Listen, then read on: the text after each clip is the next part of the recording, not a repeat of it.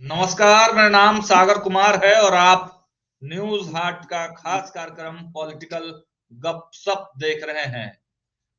तो देखिए, आज ये कार्यक्रम रिकॉर्डेड और जो जानकारी निकल कर आ रही है उस जानकारी के आधार पर बहुत सारे अपडेट भी हम लोग आपको देंगे।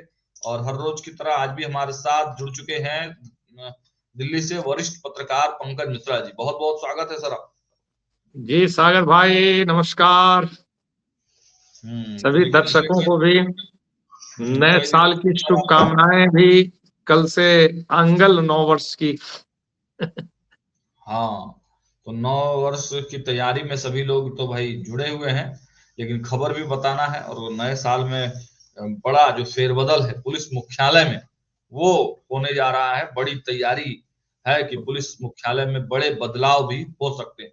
और दूसरी तरफ एक विशेष खबर पर भी हम लोग चर्चा करेंगे कि आखिर भारत ने पाकिस्तान से हाथ क्यों मिला ली। तो इन दोनों विषयों पर बारी-बारी से बातचीत करेंगे, लेकिन एक चीज बता दें हम सर आपको भी, जी दर्शकों को, कि पॉलिटिकल गपशप के माध्यम से लगातार जनता तक हमारी आवाज जा रही है। और हमारा जो मुहिम था कि जनता के सवाल को हम इस कार्यक्रम में उठाएंगे, तो कई फोन कॉल्स, कई मैसेजेस जो हैं वो लगातार हमारे पास आ रहे हैं।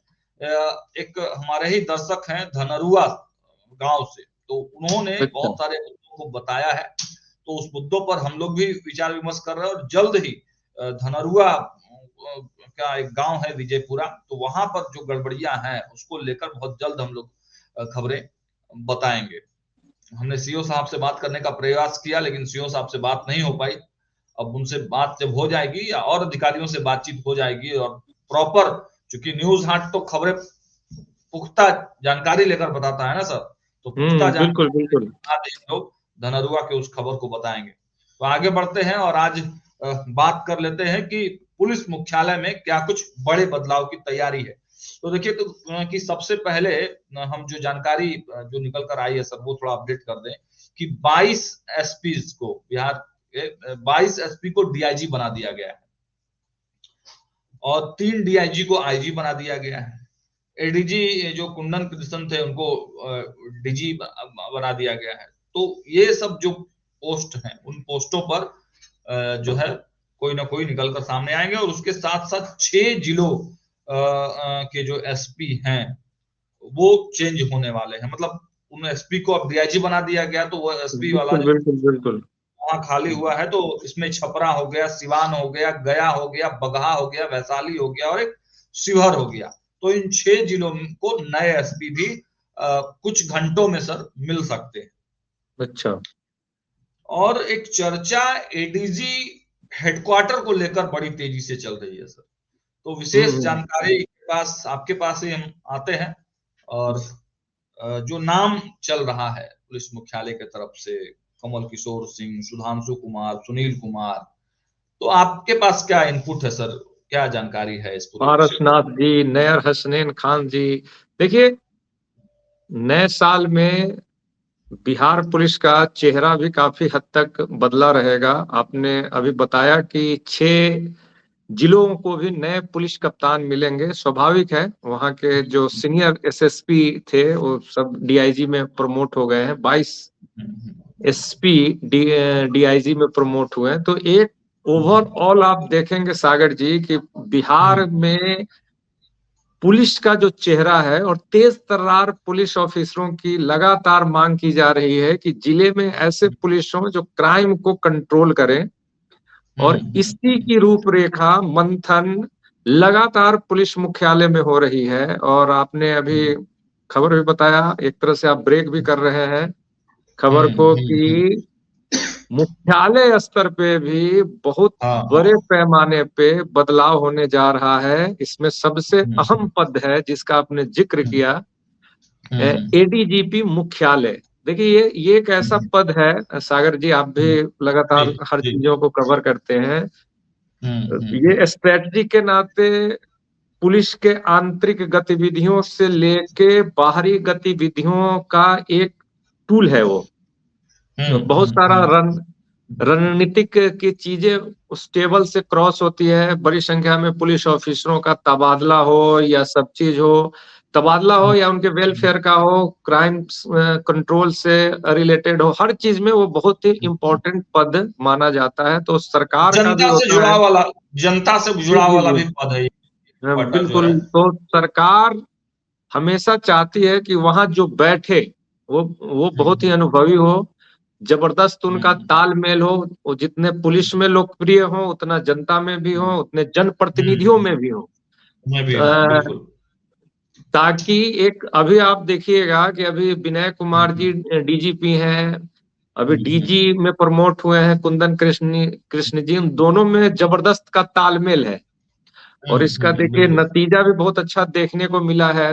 एक कहा जाता था कि हम्म पुलिस का जो मुख्यालय है खासकर बिहार का, हम्म एक राजनीतिक राजनीतिक इन द सेंस की एक पुलिसिंग में भी जो राजनीतिक होती है, हर वो तो हर डिपार्टमेंट हम्म, में होता है, हर डिपार्टमेंट में होता है बिल्कुल। जिससे पुलिस वालों का मनोबल कम होता है। जो अच्छे अधिकारी होते हम्म हैं उनको लगता है कि हमें नजरअंदाज किया जा रहा है। तो आप देखिएगा कुछ हम्म सालों में ये जो एक प्रवृत्ति पुलिस पुलिस के अंदर रही है, उसमें हम्म काफी अंतर आया है। और हम्म अ, हर जैसे ये खासकर जो अभी वर्तमान डीजीपी हैं उनकी जो हम्म, कार्यशैली है उसकी सब बड़ी प्रशंसा भी कर रहे हैं। बिल्कुल बिल्कुल बिल्कुल बिल्कुल आम बिल्कुल। लोगों से मिलना हो या हम्म जनप्रतिनिधियों से मिलना हो, और फैसला हम्म ऑन द स्पॉट करना हो, पुलिस हम्म, पुलिस के लिए भी। अभी आपने कुछ और दिन बड़े पहले सहज भी देखा हैं, होगा, सहज भी है। बहुत सहज भी हैं, आप पत्रकारों से भी लगातार जो है संपर्क बनाकर रखते हैं सर। बिल्कुल ये जरूरी है। आप जैसे ही हम्म कट जाइएगा हम्म पत्रकारों से या आम हम्म पुलिस से, आम police in the hmm sense कि अपने से जो जूनियर होते हैं, तो आप हम्म बहुत कम्युनिकेशन गैप हो जाता है ना, तो एक हम्म बड़ा परिवार होता है पुलिस का, वो चलाना बहुत ही मुश्किल हो जाता है। मैं एक छोटा सा आपको उदाहरण बताऊंगा कि हाल ही में जी। वैशाली में थे डीजीपी साहब, और वहाँ एक शहीद पुलिसकर्मी का वो उन्होंने लोकार्पण किया था, उसकी मूर्ति का। शहीद हो गए थे बेचारे, वो कांस्टेबल थे शायद। वहां जिस सहजता से वो पेश आ रहे थे उसकी सभी ने तारीफ की डीजीपी साहब की। देखिए क्राइम कंट्रोल के साथ साथ आपके पुलिस का भी मनोबल बढ़ाना होता है। और आप जो एडीजीपी हेडक्वार्टर की बात कर रहे हैं, निश्चित तौर पे बहुत जल्द बिहार को एक नए एडीजीपी हेडक्वार्टर मिलेंगे। और आपने जिन नामों की चर्चा की, अगर उन सभी, देखिए आपने जिन नामों की चर्चा की वो काफी अनुभवी हैं और महत्वपूर्ण पदों पे रहे हुए हैं। आपने सुनील कुमार जी के बारे में बात की, कमल किशोर जी के बारे में बात की, सुधांशु कुमार जी के बारे में बात की, पारसनाथ जी हैं, नैयर हसनैन खान है। मतलब 96 बैच के ज्यादातर उम्मीद है कि ये 96 बैच के ही अधिकारी को ये को ये जिम्मेदारी इन, मिलेगी। इन, इन, लेकिन इन, इन सभी नामों में अगर एक दो तीन करना हो सर, तो आप किसको कहेंगे? एक नंबर पर क्या सुनील कुमार को रखा जा सकता है, या कमल देखिए किशोर को रखा जा सकता है? नहीं नहीं, देखिए इसमें आपको अगर पत्रकारिता के दृष्टिकोण से आप कहें, और मतलब यहाँ तो पुलिस में कोई गणित नहीं चलता है। यहाँ है क्या कि आप अनुभव के साथ साथ कितने शार्प हैं, कितने आप में मतलब वो सब कुछ देखा जाता होगा कि आप कितने बेहतर समन्वयक हैं। जब आप एडीजीपी रैंक पे पहुंच जाते हैं तो आपका ज्यादातर काम क्या होता है? मॉनिटरिंग का होता है। समन्वय समन्वय कितना आप बेहतर बेहतर बनाते हैं। तो इसमें निश्चित तौर पे अगर आप जिन नामों का हम लोगों ने जिक्र किया है उसमें सुनील कुमार जी अच्छे दावेदार हैं, और वो बन सकते हैं। उनके पास अभी जो विभाग है वो स्पेशल यूनिट का है, राज्य का जो इंटेलिजेंस है उसके वो एक तरह से मुखिया हैं, और ये बहुत ही इम्पोर्टेंट पद माना जाता है। हमको लगता है कि ये हेडक्वार्टर के बाद ये लॉ एंड ऑर्डर और स्पेशल यूनिट ये जो होता है, और वो सीआईडी में भी रह चुके हैं, स्पेशल यूनिट में अभी है ही, आईजी हेडक्वार्टर रह चुके हैं, आईजी पटना रह चुके हैं, कई जिलों में एसएसपी रह चुके हैं, डीआईजी भी बड़ा महत्वपूर्ण पटना सेंट्रल के भी रहे हुए हैं, सारण के भी रहे हुए हैं। तो कई महत्वपूर्ण लगातार फील्ड से लेके और उनका एक कमिश्नरी स्तर पे का अनुभव है। फिर लगातार ये एडीजीपी भी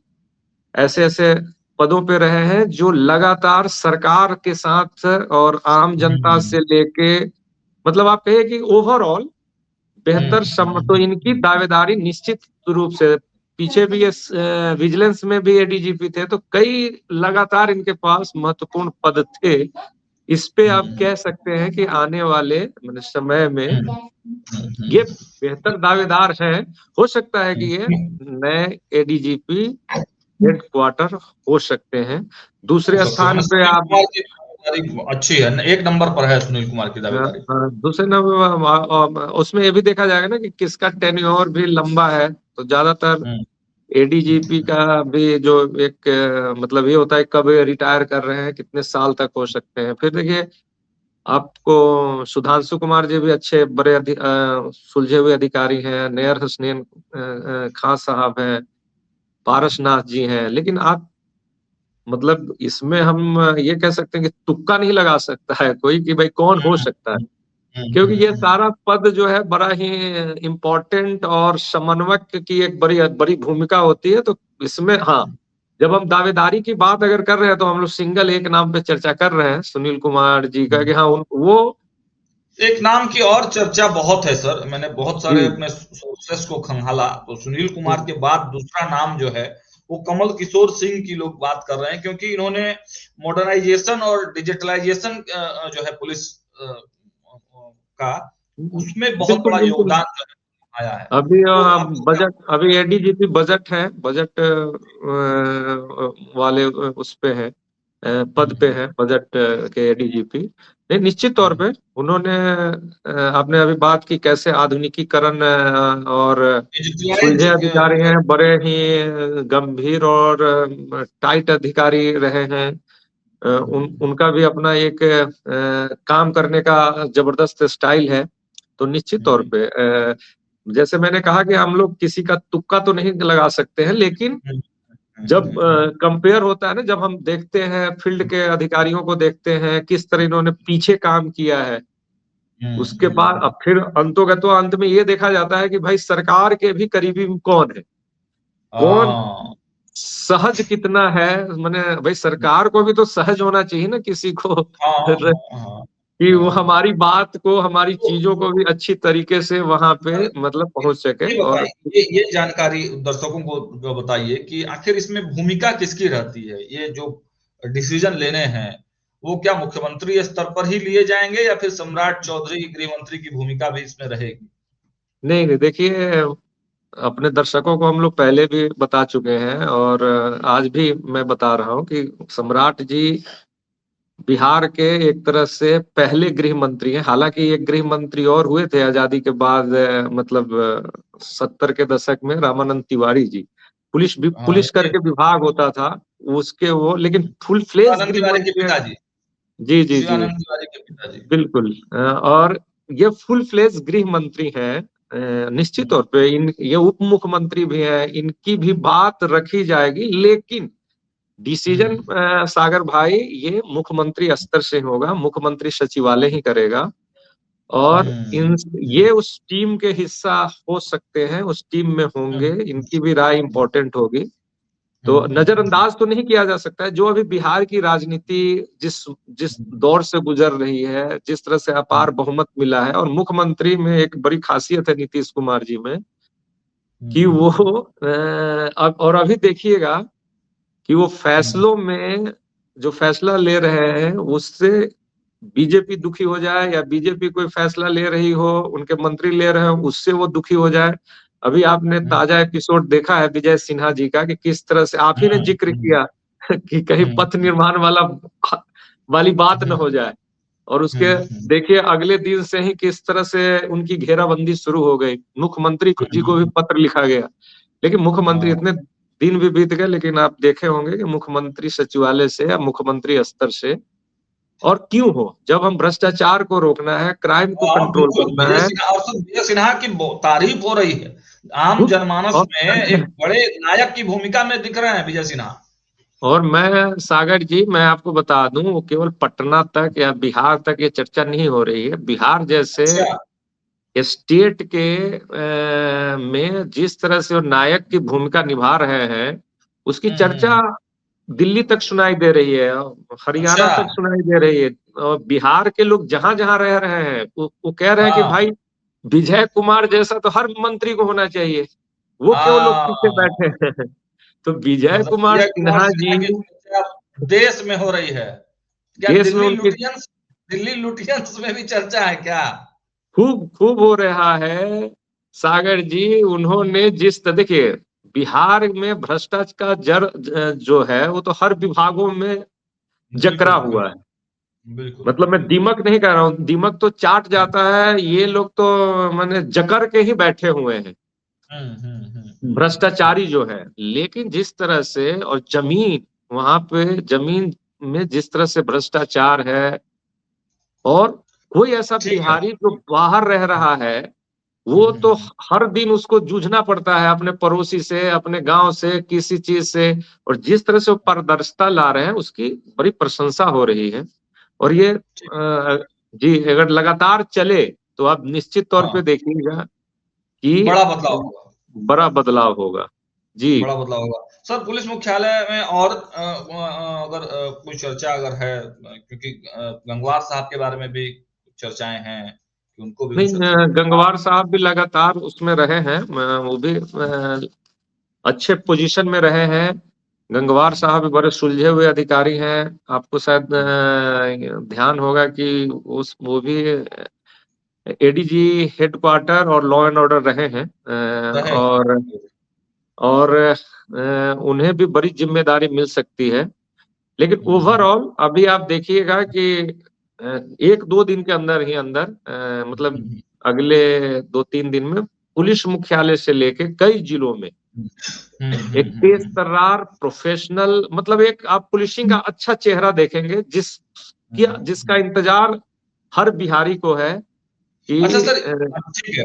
मुझे ये बताइए सर, दर्शकों को ये जानने में थोड़ा ज़्यादा इंटरेस्ट है कि सम्राट चौधरी के आने के बाद बिहार की पुलिसिंग क्या बदली है? क्या पुलिस मुख्यालय का क्रियाकलाप बदला है? क्या कुछ सिस्टम अलग हुआ है या वैसा ही है, पहले जैसा ही? देखिए पुलिसिंग, सागर जी, पुलिस एक हुँ, एक धरा होता है, मतलब एक जो पैटर्न होता है। देखिए, हुँ, हुँ, कोई भी एसपी हो या थानेदार हो, उनको तो गश्ती से कोई रोक नहीं सकता है, चाहे कोई भी हुँ, नए अधिकारी आ जाए, एसपी आ जाए, मंत्री आ हुँ, जाए। वो एक ऐसा, ये रूटीन पे चलने वाला ये डिपार्टमेंट है, ये अपना हुँ, पुलिस पुलिस का हुँ, पुलिस हुँ, विभाग हुँ, एक रूटीन पे चलता है।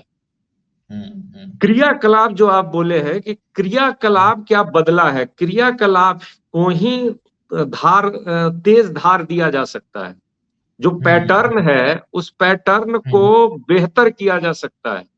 अभी आप बिल्कुल। बिहार की पुलिसिंग को देखेंगे, और जो पुलिस हुँ, के एक्सपर्ट भी होंगे या रिटायर्ड अधिकारी होंगे पुलिस के, हुँ, हुँ, अभी हुँ, हुँ, प्रोफेशनलिज्म नहीं है बिहार पुलिस के अंदर।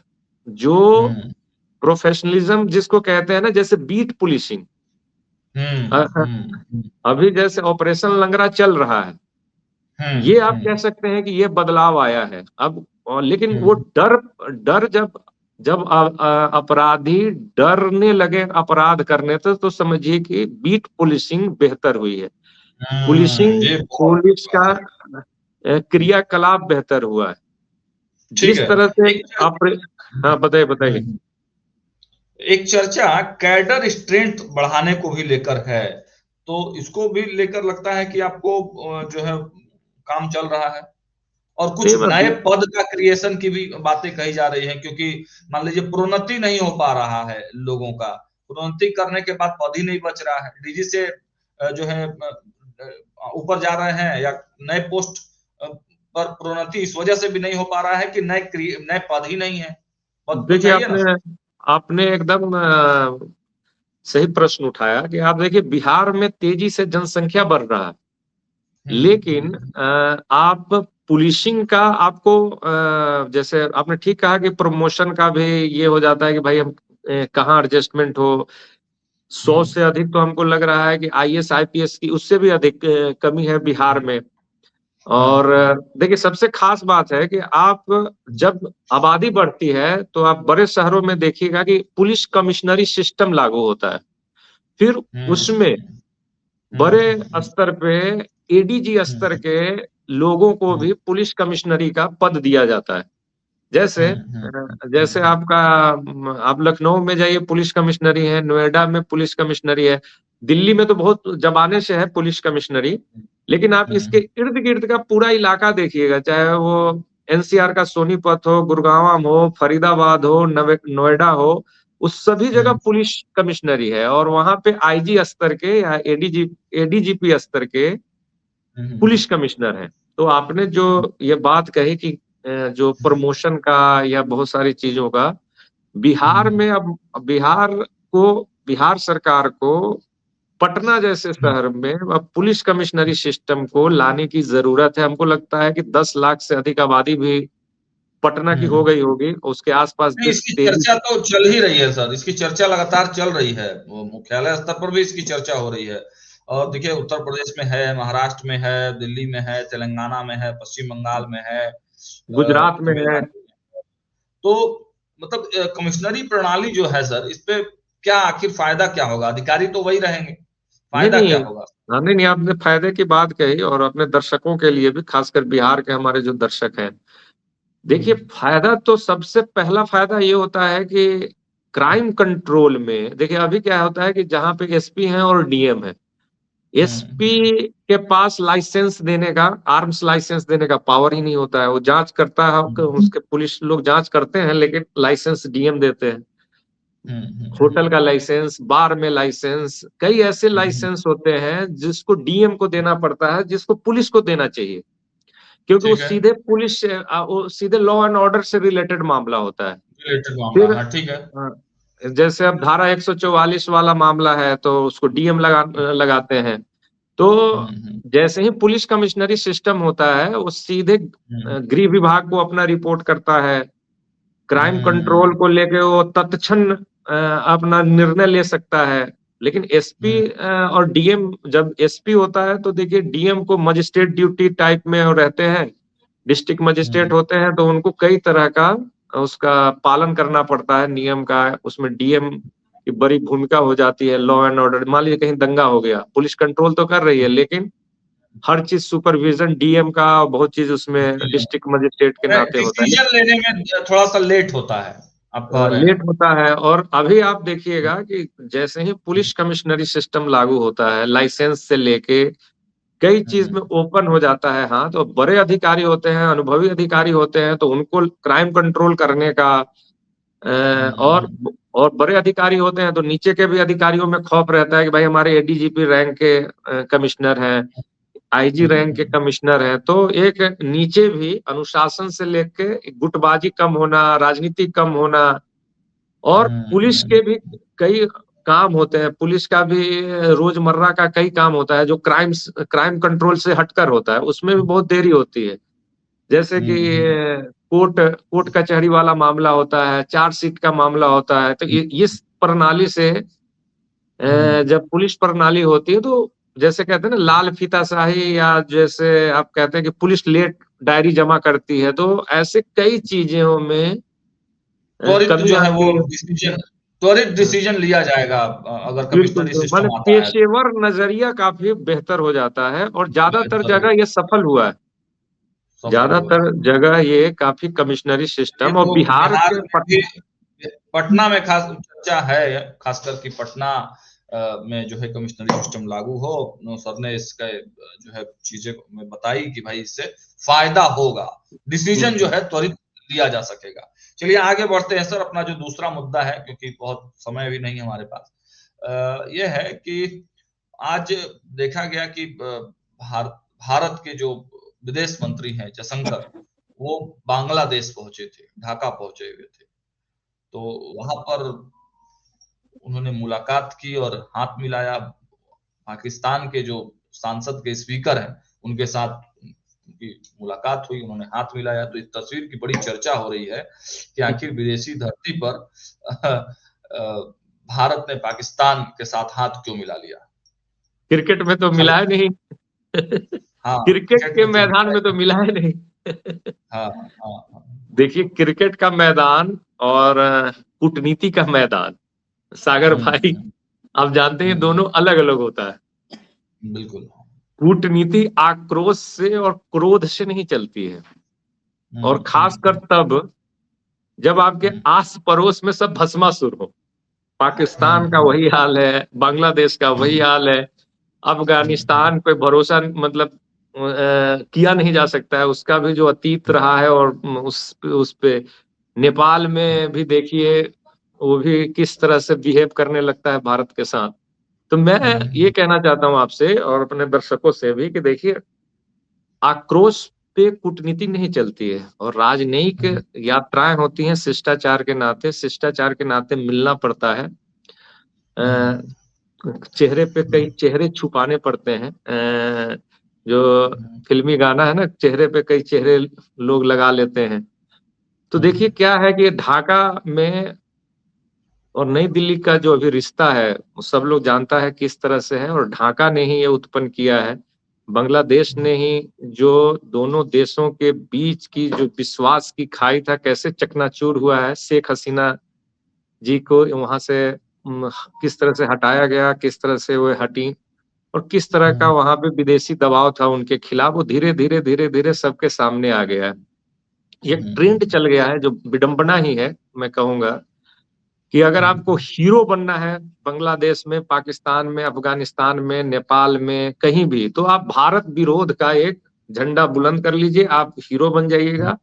जैसे भारत हुँ, में लोग मनुवाद का खिलाफ बोलने लगता है और नेता बन हुँ, जाता है।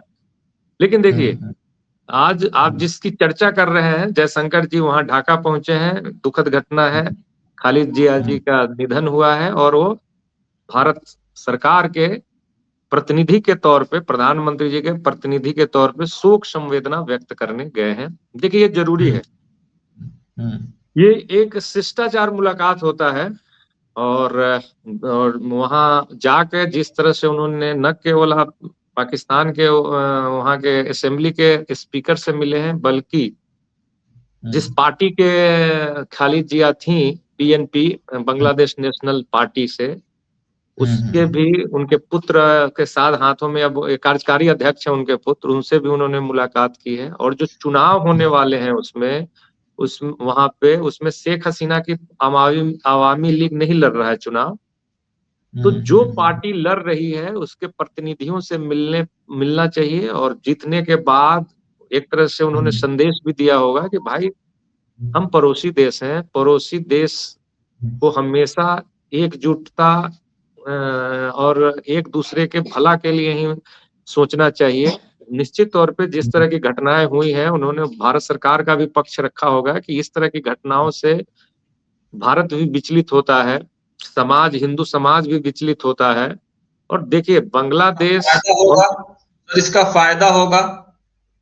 नहीं, निश्चित तौर पे इसका एक दीर्घकालीन फ़ायदा होता है, राजनयिक स्तर पे, कूटनीतिक स्तर पे। जब आप हर चीज़ भुला के किसी से गले मिलते हैं, बातचीत करते हैं, जैसे मैंने आपको शुरू में ही कहा कि ये क्रिकेट का मैदान नहीं है कि अगर हम हाथ नहीं मिलाएँ तो चलिए कोई बात नहीं है। एक राजनयिक हुँ, प्लेटफ़ॉर्म होता है, शिष्टाचार मुलाकात होती है, उसमें कई हुँ, बातें बॉडी लैंग्वेज से भी कही जाती है। हुँ, हुँ, और हुँ। वो जो आपको दृश्य लगता है आया कि जयशंकर जयशंकर का जाना मतलब ये एकदम निहायती ज़रूरी था? नहीं, नहीं, निहायती ज़रूरी शब्द यहाँ ये नहीं इस्तेमाल हम कर सकते हैं। ये एक शिष्टाचार के नाते जाना आवश्यक था। खालिद हुँ, जिया जब भी प्रधानमंत्री रही हैं, भारत के साथ उनके संबंध बड़े अच्छे रहे हैं। हालाँकि अ, जिस तरह से शेख हसीना के साथ रहा है, वैसा नहीं रहा है, लेकिन हुँ, फिर भी। हुँ। और लेकिन उनका तो मेरा देखिए सवाल इसलिए है ना कि अभी जो बांग्लादेश की स्थिति है, अभी जिस प्रकार हुँ, वहाँ पर हिंदुस्तानियों को टारगेट किया जा रहा है और हमने ही चर्चा की थी। तो ऐसे समय में आपको लगता है कि मतलब कड़ी प्रतिक्रिया तो भारत ने दी थी, लेकिन हुँ। जयशंकर का नहीं, खुद नहीं, वहाँ वो जो पहुँचना, नहीं, सहजता से नहीं, पहुँचना वहाँ पे विदेश मंत्री गए हैं, तो निश्चित तौर पे ये जो वहाँ पे इस तरह के हालात उत्पन्न हुए हैं, उस पे इनकी चर्चा निश्चित तौर पे हुई होगी। और जिस तरह से तस्वीर आने आया और जिस तरह से मुलाकात का ये पॉजिटिव चीजें हैं। देखिए कूटनीति में ये बहुत ही जरूरी है।